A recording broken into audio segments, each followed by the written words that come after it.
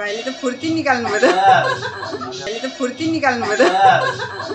2 hours later.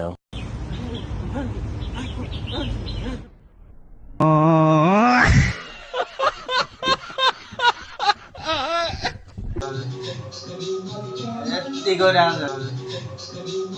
यतिको राम्रो हुन्छ दाइको नाम राख्नु पर्यो भाइ म त नाच्न सकिने दाइको म त नाच्न सकिने दाइको छाउ म त नाच्न सकिने दाइको छाउ